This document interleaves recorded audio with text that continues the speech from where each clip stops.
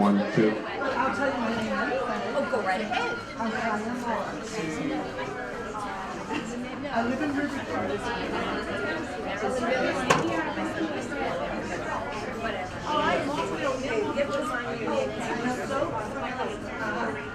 That's right.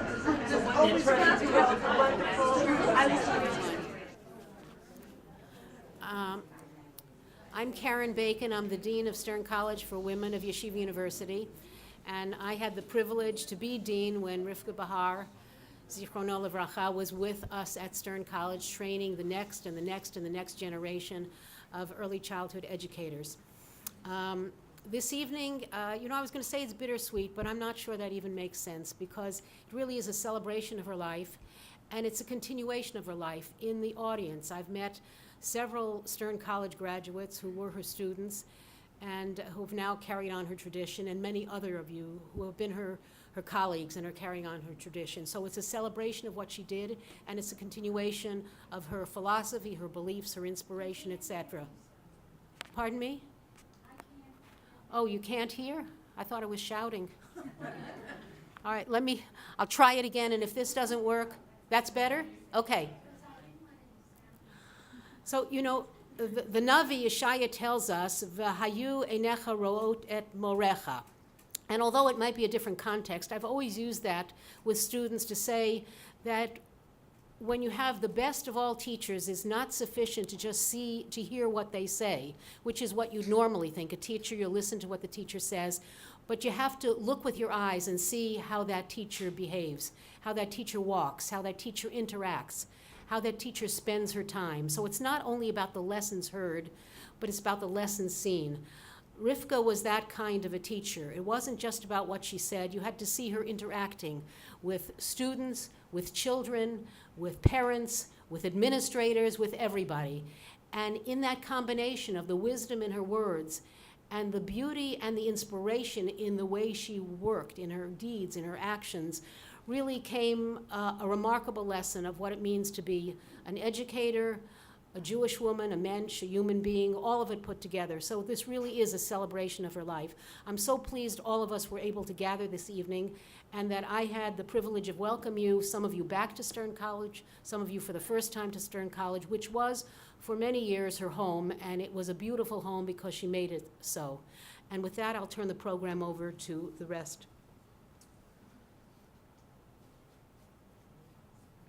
Thank you. What a lovely way to begin. My name is Fernie Emperor, and it is really a pleasure to see such a full room as we gather here to share the sadness that we feel at the loss of such a wonderful person, Mrs. Rivka Behar, but very much to celebrate her life, her lessons, memories, and stories. The oldest story, I think, that Rivka shared with me is from her very first teaching moment, which was at the age of 17. She was unexpectedly asked to quickly fill in for a veteran teacher who needed to leave. And the director of the program reassured Rivka that she'll be able to handle it because the teacher was kind enough to remain one additional week so that they could overlap and the teacher could show Rivka the ropes. When Rivka came into the classroom, there was a long table with chairs for every child and a chair, a big grown-up sized chair at the end for the teacher. And in front of every place was a toy on the table. The children were instructed to sit down on a chair, and next to the teacher was an oven timer. The teacher turned the oven timer to 3 minutes, and the children were instructed to have a wonderful time playing with whatever was in front of them, which they did or didn't do for 3 minutes until the oven timer pinged, at which point they were instructed to pick up the toy in front of them and pass it to the child next to them. Rivka told me that on her first day alone, she threw out the oven timer. And I think she spent the rest of her life telling us to throw out the oven timer and to respond to the needs, the interests, and the curiosity of the children. And that's why we're all here tonight. We're going to begin with Dr. Chaya Gorsitman. You really know who she is, but I have to read this. Don't read it? Okay. Chaya Gorsitman, here she is.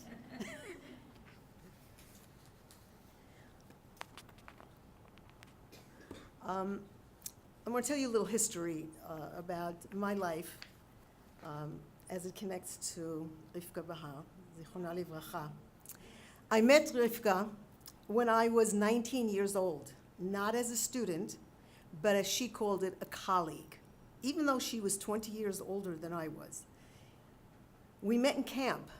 She was a division head, I was a counselor. And in fact, the head counselor at that time was our own dean, Ethel Orion. So we've been together for a long time. Now, what impressed me most about Rivka at that time was her ability to deal with the teens and the great and utmost respect she had for them. In fact, that's exactly how I became a colleague, in terms of her own respect for me, no matter the age difference.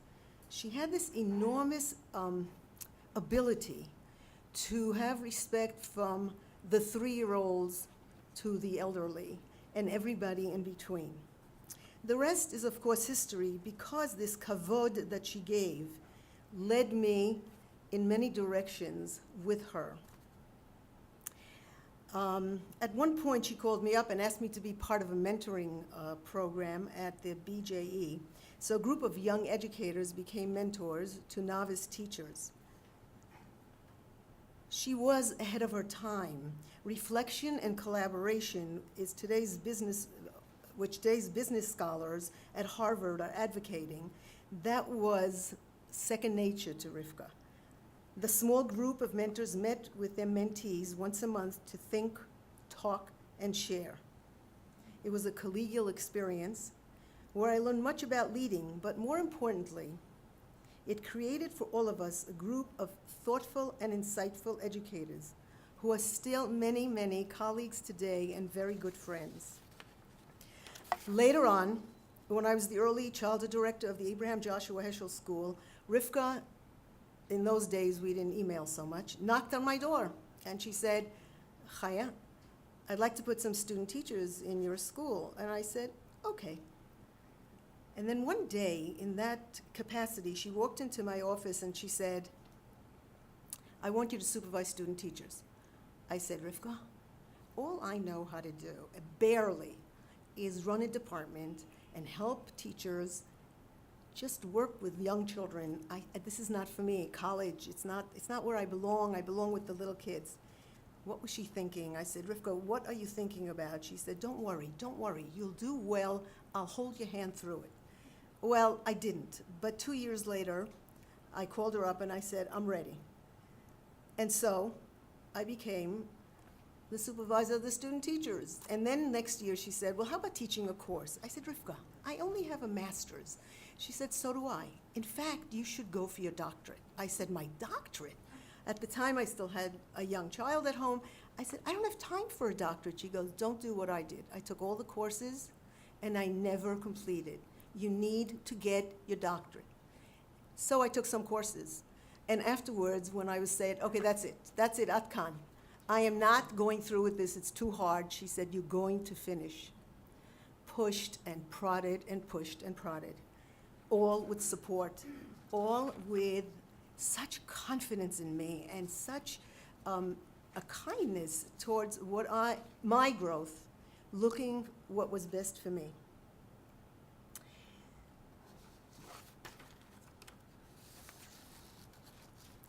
So the fact is that Rivka kept telling me to do things, I kept saying no, and then I kept doing it. And I really have to think that what she was doing is she was prodding me. She was supporting me. She was getting me to the place where she thought I should be, and I guess I should have. So I owe Rivka Behar, Zichronah Livracha, a tremendous hakarat tov for her support, encouragement, and faith in my abilities. And I just wonder if it's some kind of coincidence that the book that I just published came out during her Shloshim.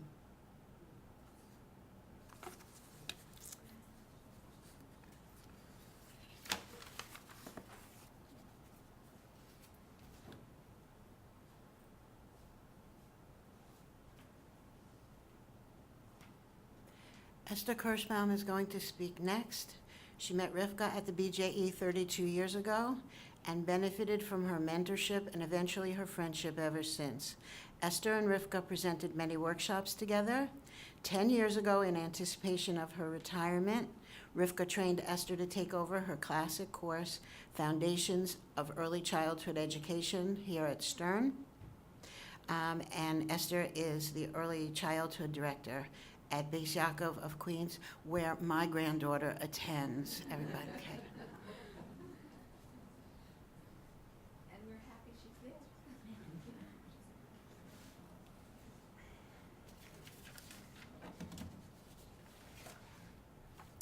Good evening, Erev Tov. Clearly, Rivka was brilliant. That was her maiden name. And a luminary in the field of Jewish early childhood education. The plethora, can you hear me? Harriet, can you hear me? Can you hear me? No, okay.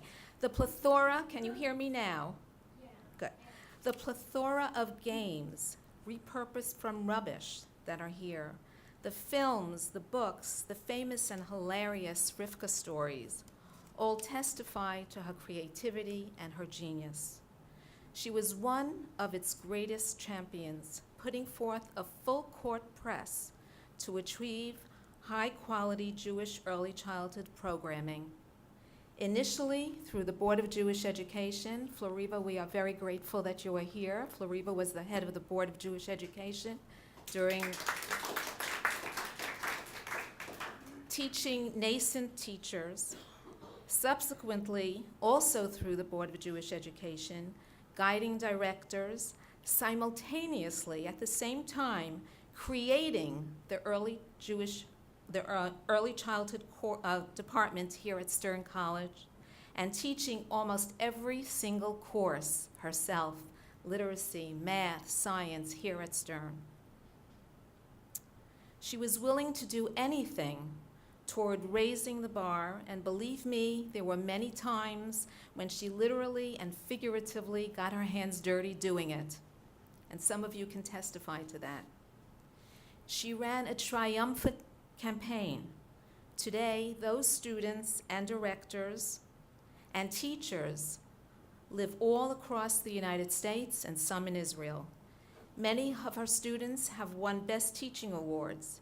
The directors she guided are running quality, top-notch early childhood programming. And some are professors in colleges teaching the very same courses that she taught. To quote one director who couldn't make it here tonight, the impact she had on the profession and the lessons learned will continue to benefit young children for generations to come. I, and I'm sure you do too, have many stories that can demonstrate her unending delight in children's thinking and making sense of their world, and stories that highlight her commitment and her dedication. Perhaps we'll have a chance to talk amongst ourselves after the formal part of the Askara to share those stories. However, tonight, in light of the recent article featured in the Washington Post that has caused quite a stir among educators, entitled, "Why Tough Teachers Get Good Results," and I ask you when you go home to Google that, especially the educators, I can't think of a more fitting tribute than to focus on Rivka's humanism. And that's something that Dean Dean Bacon alluded to. Rabbi Yosef Dov Soloveitchik, Zecher Tzaddik Livracha, comments that Moshe Rabbeinu wasn't just a teacher. He was also a Manhig Yisrael, a leader of Israel. Moshe knew that in his role as Manhig, he would have to be an omein, a nurse. He would not only have to teach, but he would also have to nurse and guide and train and transform a people into Am Sigula. He would have to reach out emotionally to nurture the people with patience, sympathy, understanding, and empathy. For me, and I know from my recent conversations with some of you, this was the Mahut Shel Rivka. This was the essence of Rivka. For the first time that I met Rivka 32 years ago, then, so long ago, I was a new teacher of young children, flaunting my infamous 27 Thanksgiving turkeys.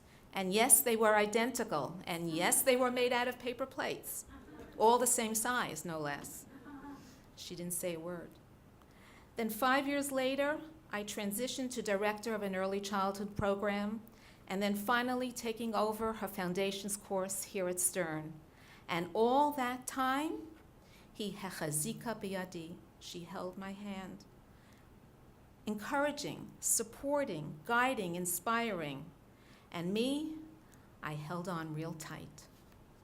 I attended every workshop she gave in those days.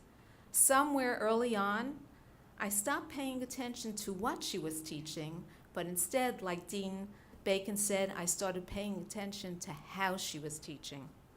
Personally, that was a turning point for me. I noticed that unlike the teacher in the Washington Post article, when we responded with the wrong answer, she artfully and gently guided our thinking until we were all hearing the same music. Every idea expressed was valued, and in turn, all of us hung on to her every word. Her attention to detail was unsurpassed and famous. She cared about everything, the way the games were set up, the way the games were presented, how the chairs were even set up. And most of all, she cared about us. How she interacted with us, what she said to us, how she said it. She knew how to bring out the best in us, building on our strengths and targeting our ZPD. And I hope my students who are here know what that is. That's a Vygotsky phrase, our zone of proximal development. She knew exactly when to push, and she knew exactly when to hold back. Like Moshe Rabbeinu, she was selfless in her devotion. She gave her heart to teach our minds, and in turn, we gave her our hearts. It is no wonder that even husbands of former students say to them, when Rivka walks into the room, you must stand up, because after all, she's the Rosh Yeshiva. For sure, Rivka was rooted in quality Jewish early childhood education, and like Moshe Rabbeinu, she was a teacher par excellence, uncompromising in her high expectations and standards. But that didn't preclude her from being firmly rooted in humanism, from being an omein. And like Moshe Rabbeinu, this is the quality that distinguished her as a leader and endeared her to us. Her patira leaves me with an enormous void. She was my GPS for life for over 3 decades. My heart overflows with gratitude that she was so much part of my life, and I hope that having known her for so many years, some of her core, her essence, has been absorbed into mine. For me, this is her legacy, and I hope for you too. Thank you so much for coming.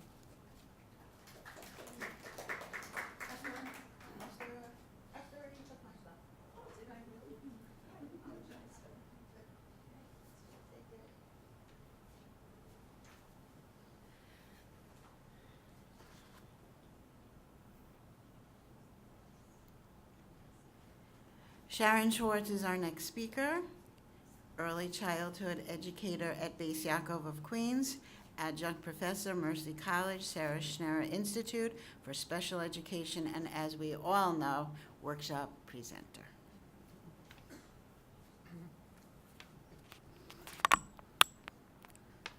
Can you hear me? Okay. It's hard to get up here and talk about Rivka in past tense. It seemed like she would be here forever, always cheering me on with that trademark sweet smile and gentle manner. She had so much love in her, for her family, for her students, and especially for young children. I was fortunate to be counted among her students, not just during my college years, but for life. She never stopped being my teacher, and she always put her students' needs before her own. Even in the later years, when travel was difficult for her, she made a supreme effort to visit my classroom and interact with my young students. The children loved meeting Mora's Mora. There was always so much to learn from her, not only how to reach and teach young children, but how to reach and teach everyone who came into contact with her. Always with a soft word, never putting anyone on the defensive, always with a smile. Rivka was always Rivka. Among all the doctors and professors in college, Rivka preferred to be called Rivka, or at her most formal, Mrs. Behar. She didn't need a title to earn respect. Surrounded by so many serious and somewhat distant academics, she never hesitated to give the personal touch. She was the one who provided a listening ear to a distraught student and never failed to give a big hug to the girl who got engaged. She radiated love and understanding. Is it any wonder that Rivka was so beloved to her students? Rivka was real, true to herself, true to her beliefs. She cared about her students as people and cared about her students, future students, just as much. The possibility of contributing to a young child's Jewish education made her eyes light up. Nothing, but nothing pleased her as much as hearing about a student's success. And her students remained her students for life.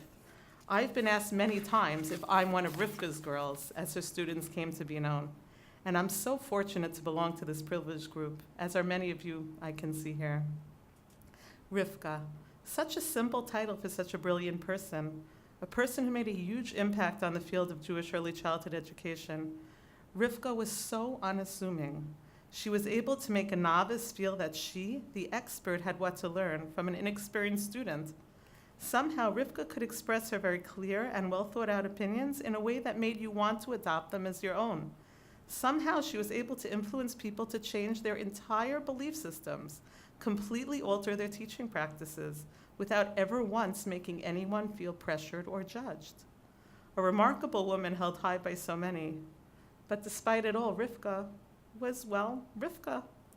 Is it any wonder students flocked to her classes? Many girls took them not because they planned to go into early childhood education, but so that they could understand their own future children better. As a matter of fact, that's how I came to attend Rivka's Foundations class. I planned to teach high school and had no interest in early childhood education. My friend convinced me to take the class so I could learn to be a better mother when it came time for me to start my own home. So I did, and I was hooked, first by Rivka's warmth and later by her ideas. That was Rivka teaching for life, not for a grade. Of course, there were tests and papers and marks, but that was secondary to the goal. Rivka's goal was to impart to her students a true and deep understanding of young children and how they learn, to give her students all of the tools they would need to have a classroom of their own, where they could help young children grow and develop into fine, upstanding adults. She cared so much about developing the precious neshamot of young children. That was Rivka. Rivka's class was fun. It was the one we looked forward to in the pressure cooker that could be college. We never knew what we would find when we opened the classroom door. It could be a table full of Purim games, like the ones you see on the display here, or samples of the Shivat Haminim for Tu B'Shvat. Sometimes there were manipulatives to play with, and other times open-ended art activities. Everything was always set up beautifully, as Esther mentioned, with hours of thought and planning down to the color of the tablecloths. She would always greet us with a smile as we arrived, and then say her trademark line, "Get to work, girls." She delighted in our discoveries as we cracked open seed pods and measured fabric to design unique Rashanim, all the while modeling how a teacher questions and comments and elicits information from young children. We role-played conflict resolution and parent-teacher interactions. We loved asking her questions about how to handle various scenarios with young children because she often answered by role-playing the teacher. And what a teacher she was. Listening to her talk to young children, even hypothetical ones, was always a treat. The hands-on activities in class were followed with deep probing discussions and debates that broadened our understanding of young children. Here I am, more than 20 years later, remembering her classes as if they were yesterday. Rivka knew it isn't only young children who learn best with hands-on activities. Adults learn best in an experiential way as well. When we graduated Stern College, my classmates and I were fully prepared, thanks to Rivka, to step into a teacher's role. We were not only grounded in theory, but in practice. It is no surprise that Stern College early childhood graduates were in great demand as new hires, a fact that continues today as Dr. Chaya Gorsitman, who was Rivka's handpicked successor, continues her legacy of excellence. There's no question in my mind that if Rivka was with us now, she would be reaping no end of nachat from a gathering like this, full of people who care about her, about each other, and most importantly, who care about educating precious young Jewish children. We will miss her more than words can describe, but her legacy lives on as her beloved students go forward to build legacies of their own. Thank you.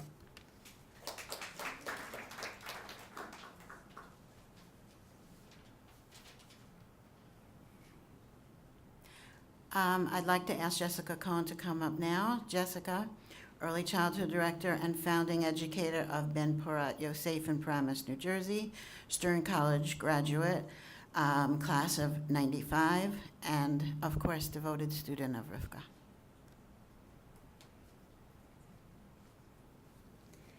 It is my honor and pleasure to stand here before you tonight to remember our dear teacher and friend, Rivka Behar, Zichrona Livracha. I'm proud to say that I was inspired by my mentors at Stern to become the early childhood director and founding educator of my school. I truly would not be where I am today had it not been for the profound influence of Rivka. When we first heard of Rivka's passing, several of us immediately began an email chain and held a conference call to figure out what we could do to honor and remember such an amazing woman who truly inspired each and every one of us. We discussed this gathering. We talked about a memory book, which I hope everybody will contribute to. We told stories, and we talked about finding something really fitting to honor the educator of educators. As Jewish educators, we immediately felt like there could be no more fitting memorial than to learn Torah in her memory, and Pirkei Avot felt just right to all of us. Pirkei Avot, the ethics of the fathers, is a roadmap for how to be a good person and how to inspire others. Pirkei Avot teaches us how to be a good role model and how to be a good friend. Pirkei Avot teaches us how to lead and how to follow. Pirkei Avot teaches us how to teach. I think it took us all about 2 seconds to determine that Pirkei Avot would be the perfect tribute. In Perek Aleph, Mishnah Vav, we learn, Aseh lecha rav uknei lecha chaver. Appoint for yourself a teacher and get for yourself a friend.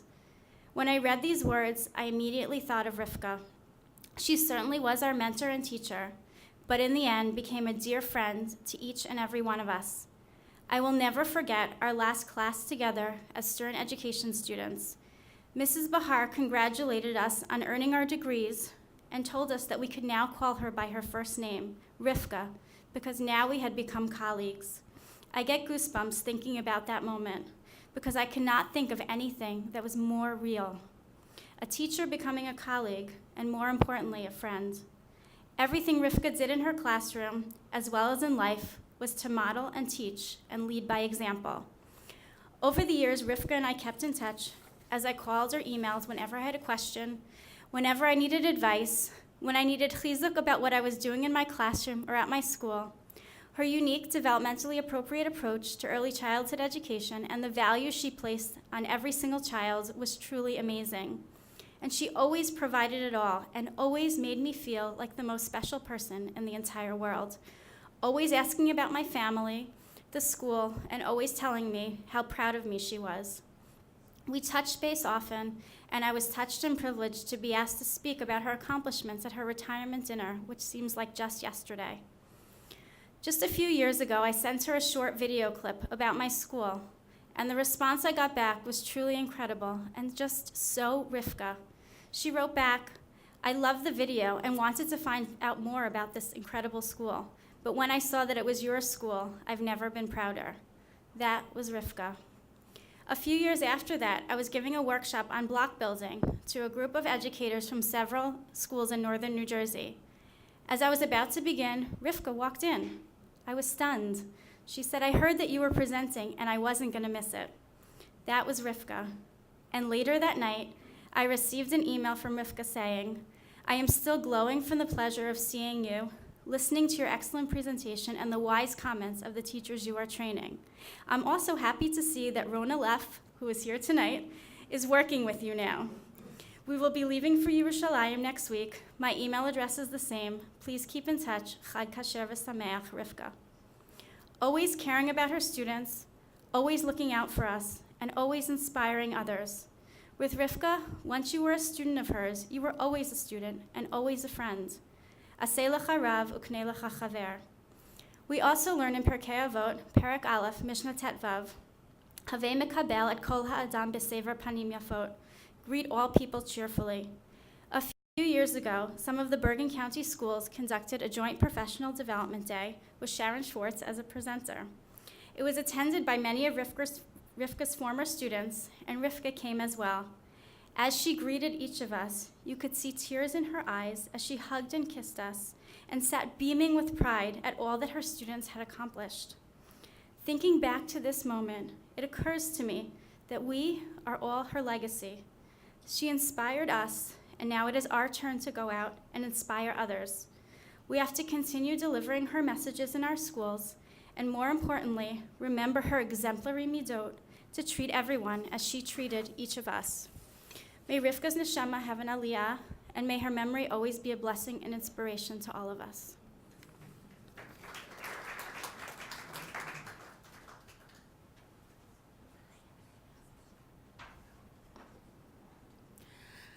I'd like to tell you that Rivka's family is very much here with us tonight.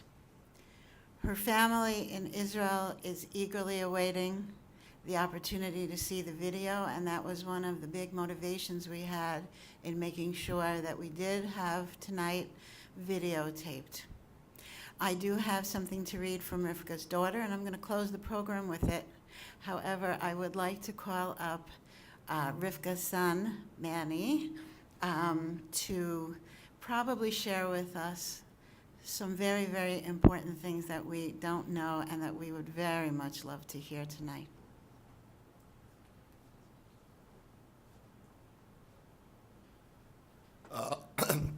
Thank you very much. I don't know really how much it is you don't know. My mother was a prolific storyteller. Some of the stories were even true. She was a very prolific storyteller, and I'm sure told many of the stories of her experiences. I want to thank everybody for coming and for paying this tribute. I know that we're all very, very touched by it, and to thank all the people who put this together. This week we read the parsha of Chayei Sarah, and very appropriate in many ways. Number one, that Chayei Sarah begins with the very first levaya, the very first funeral in Jewish history. It's where the original Rivka makes her first appearance on the scene of Jewish history. And it concludes with, or not quite concludes, but towards the end, with Avraham passing away b'seiva tova, in a good old age. And the one thing that is a real comfort to our family is that she did have the zchut of a seiva tova, of a good old age. When Eliezer went to Padan Aram to find a shidduch for Yitzchak, and he wanted to find the person to be the mother of Klal Yisrael, he came up with a test. What he came up, above all, was a test of character. That the person who would be the mother of the Jewish people would be a person of exemplary character and who would pass on this character.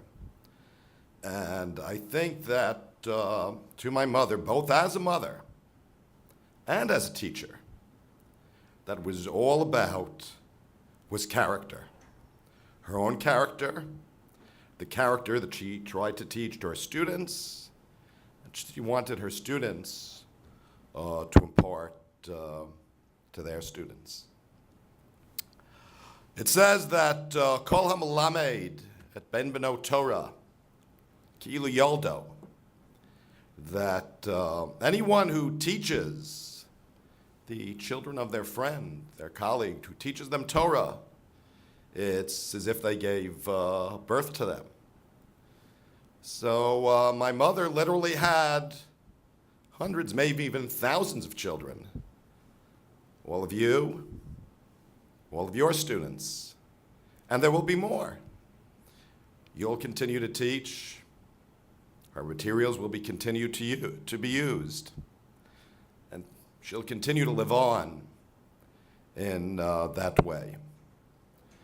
And though my mother had many, many students, I'm going to speak from the perspective of being one of the only 3 people in the world who can say, literally, I can literally say, if it weren't for her, I wouldn't be here.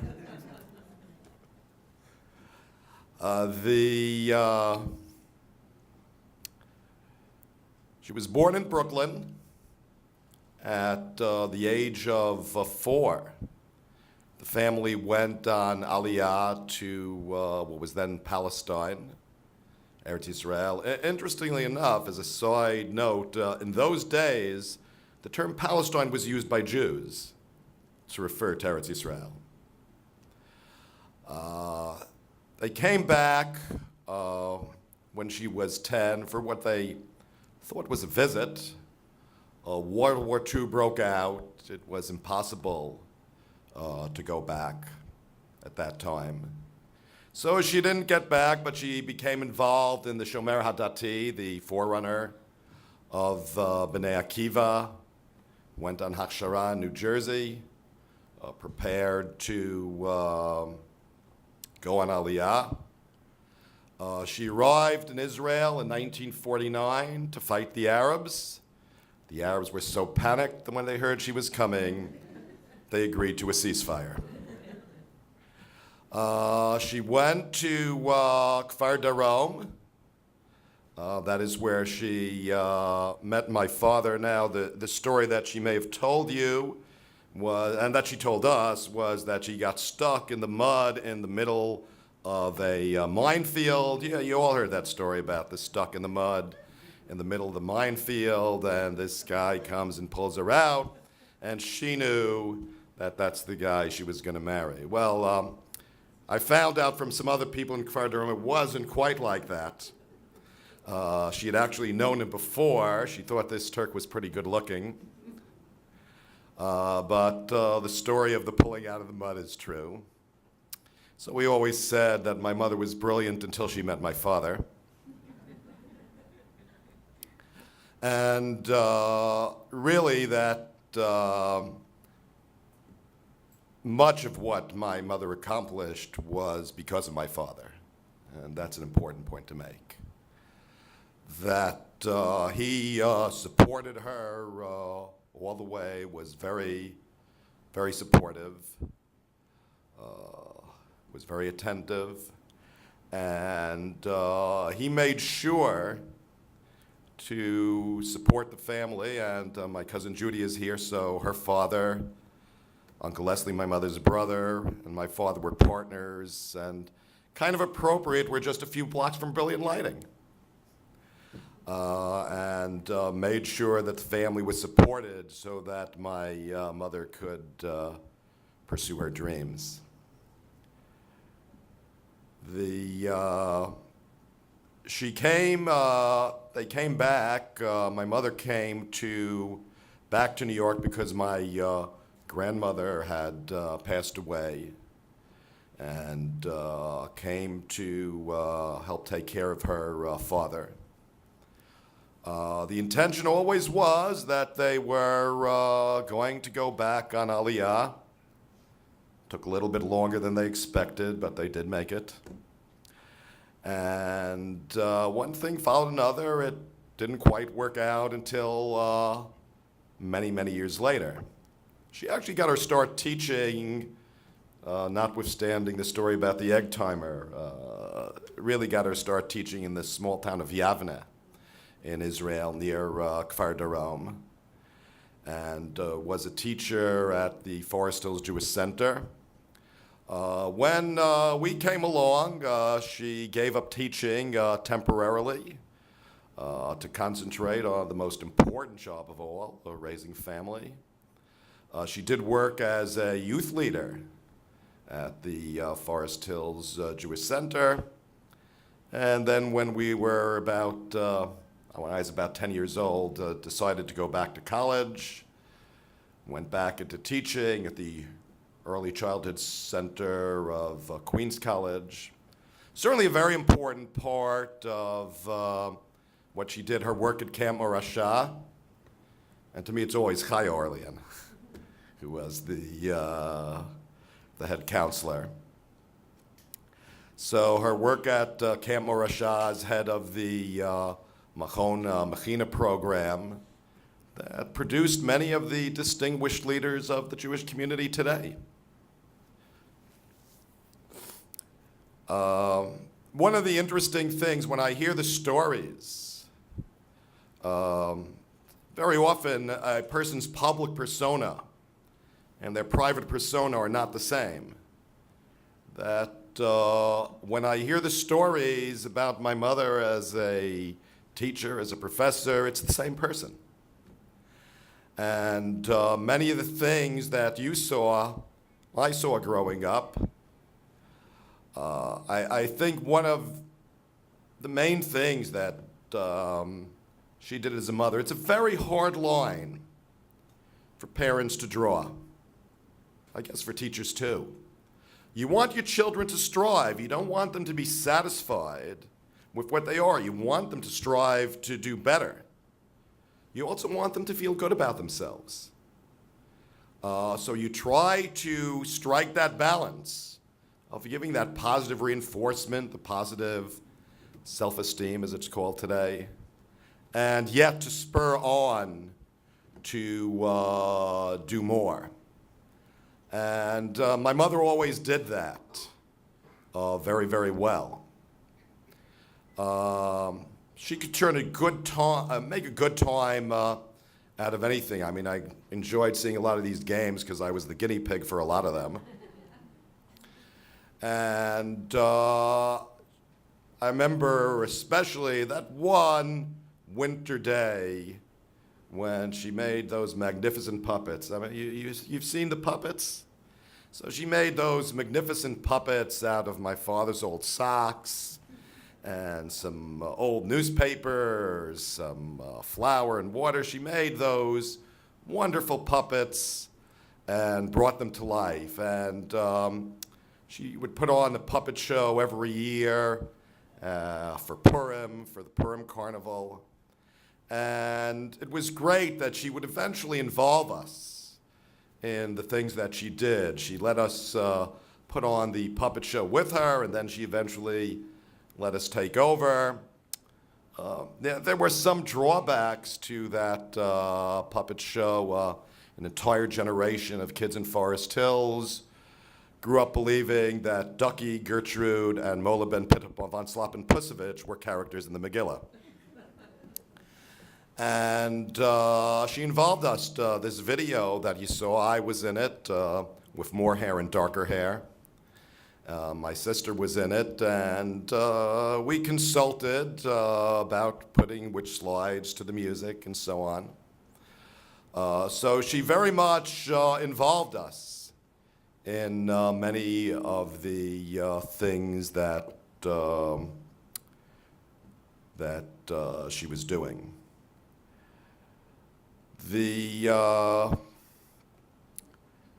This is a sad time, but while there's sadness, there are no regrets. my mother said that given it all to do over again, that she would not have changed a thing. And I think there are probably very few people who can honestly say that. She had a great run. That's what they say on Broadway when a show closes. It was a great run. We would have liked the run to have lasted longer. Living as Metushelach, that would have been as long as Metushelach, that would have been about right. Hashem, in his wisdom and his mercy, decided otherwise. But she had a great run. She accomplished a lot. I'm not going to discuss about what she did here in Stern. You've heard about that. But she accomplished a great deal. And she did have Seva Tova. She did have a good old age. She said that the last years that she spent in Israel were the happiest years of her life. And very grateful that she had that opportunity, that she got to enjoy her children and her grandchildren, great-grandchildren. And she never lost her mind. She was coherent until the very end. She was in good shape until almost the very end. A week before Rosh Hashanah, she ran a program for Amit in Yerushalayim. And there were all kinds of problems, but it came off great. So this was 3 weeks before that she took ill on Shabbat Shuvah, 17 days in the hospital. And going to Israel was certainly a painful experience. I was very grateful that I did it. There were moments when she was in the hospital that I will treasure for a lifetime. When she was put on the respirator on Sukkot, and we came in, and she had left a note that she wanted to daven, and we knew how much that she loved to daven. So I started saying the davening, and in the middle of the davening, she woke up. She saw the children and many of the grandchildren around her. Her face lit up with a big smile. And she just went like this. And the words that we recited at the time, Eim Hapanim Smecha. The next morning, she wanted to say the Kriyat Shema, and she acted it out with her fingers. B'lektecha b'derech, b'shachbecha, uvkumecha. Acting it out with her fingers as she said the Kriyat Shema. We didn't want to accept it, but I think she knew that that was the Kriyat Shema that one says at the end of a life. So, though it was sad, we have a great deal to be grateful for. That she lived a long life, a good life, an accomplished life. That she was able to spend her last days not in pain. It wasn't sudden, it didn't come as a shock. We had a little time to process it and to prepare for it. She didn't have any long, drawn-out suffering, which is, I know, the way that she would have wanted it. When I spoke at the Levi, I closed with something from the beginning of Parshat Toldot, and I said it in a little different context than I'll repeat it in the context I said it then. I want to say it in a little bit of a different context now. That in the beginning of Toldot, it says, Eila Toldot, Yitzchak ben Avraham, Avraham holidet Yitzchak. That these are the generations of the accomplishments of Yitzchak, the son of Avraham. Avraham begat Yitzchak. Now, why the repetition? If it's Yitzchak ben Avraham, everybody knows that Avraham holidet Yitzchak. Rashi gives a different answer, but the answer that I like is that Avram's greatest pride was to be the father of Yitzchak, and Yitzchak's greatest pride was to be the son of Avraham. That when Yitzchak went around, he said, "Do you know who my father was? My father is Avraham. Do you know who my father is? The man who at the age of 3 discovered the Ribbono Shel Olam. The man who stood up to the 10 Nisyonot. The man who had the incredible compassion, the devotion to Hashem." And whenever Avram met people, he said, "Do you know who my son is? My son is Yitzchak." Man who was willing to sacrifice himself at the Akedah. So it was Avram ben Yitzchak, Yitzchak holid at Avram. Now, there was not a place that I went that there weren't people who asked me, "Are you related to Rivka Behar?" Did get a little annoying at some times because you want to make your own impression on the world.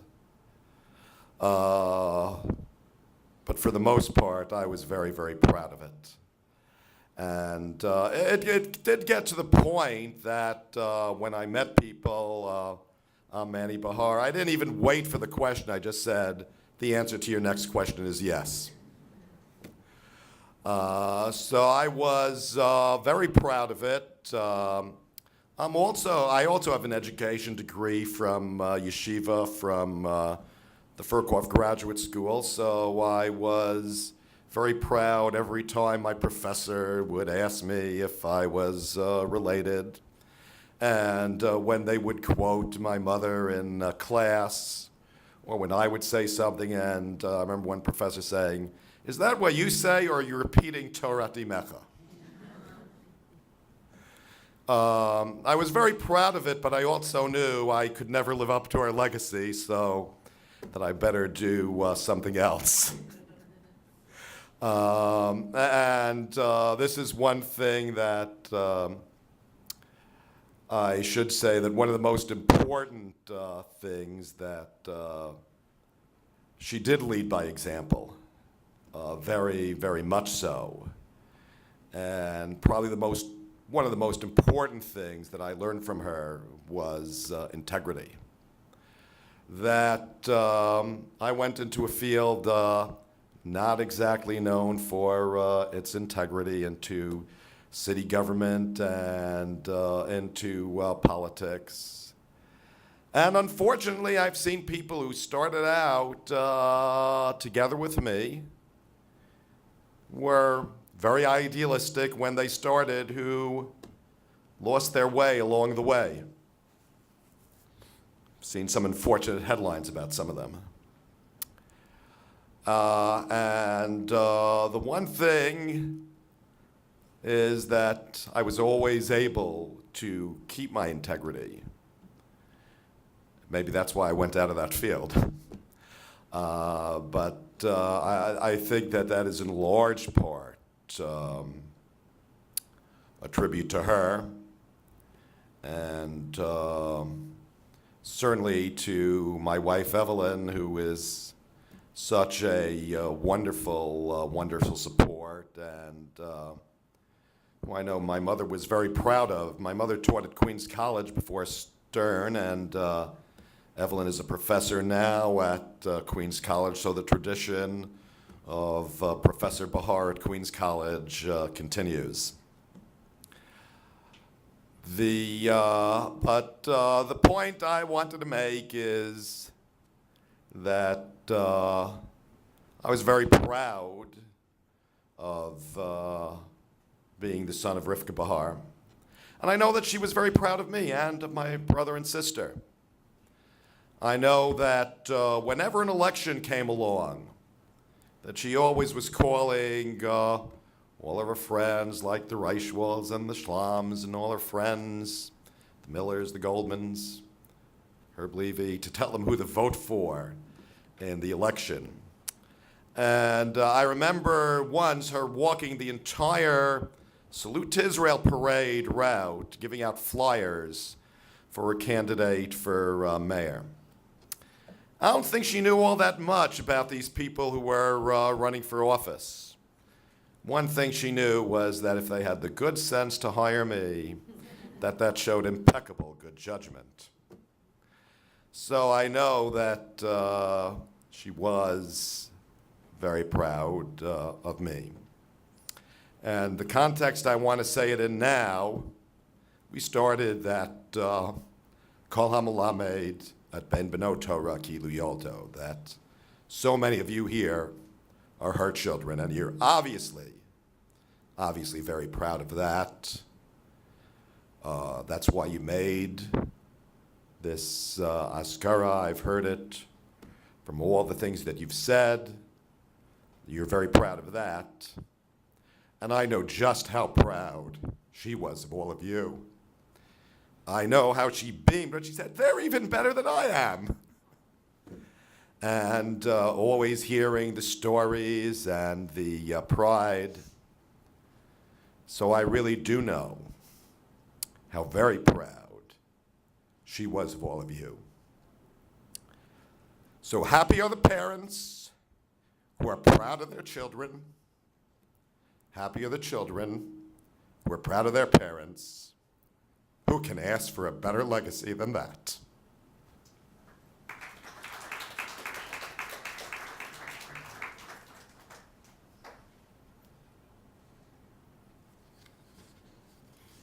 Rivka's daughter, Edie, sent along some words to be read this evening, and they were her words that she delivered at Rivka's funeral. My mother celebrated life each and every day. She took joy and found pleasure in all the simple everyday things. Every morning, as she opened her shades on Rehov Jabotinsky in Yerushalayim, she enjoyed and reveled in the fact that she had fulfilled her dream and come, together with my father, to live in Israel, surrounded by children and grandchildren and great-grandchildren, even though she missed the ones still in America. Each day her joy in life was renewed, whether just sitting on the Merpeset having a quiet lunch with my father, at a shir, or walking in the streets of Yerushalayim. Growing up, she passed her joy and celebration of life on to us. She pointed out and shared with us each new flower bud, special leaf, interesting acorn that fell from a tree, all of life's wonders. Of course, her greatest joys came from her family. My father, her children, grandchildren, great-grandchildren. Growing up, she celebrated with wonderment all of our accomplishments, even in the really small things. She always made me feel so special, so important. She never ran out of patience listening to what I had to say, and I had a lot to say. Together with my father, she built a warm, loving, and secure home filled with joy. She celebrated life with every single grandchild, forging a special and unique bond with each one, sharing their interests, reveling in their accomplishments. She continued to celebrate life with me, continued to be my advisor and confidant until her very last days. She never, ever lost her magic.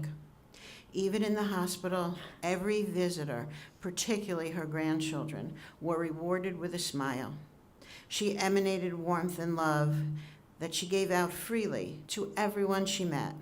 We always used to laugh that when she got off a plane, she would arrive at the gate with an entourage, all her new friends from the flight who had shared with her their life story.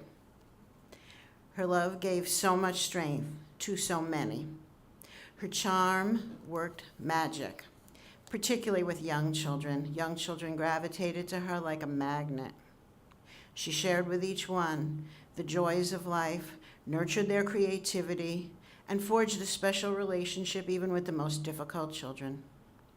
In her career, first as a nursery and kindergarten teacher, she touched hundreds of children's lives. Later, training teachers at the Board of Jewish Education, Queens College, and Yeshiva University, she reached thousands more. She shared her love for children, teaching, and Judaism with all of her students. She empowered and motivated them, and she celebrated and took such joy in their accomplishments. Growing up, she shared with me her creative spirit. I enjoyed seeing each new game and every new slideshow being created, as well as her joy when she shared them with her students and colleagues.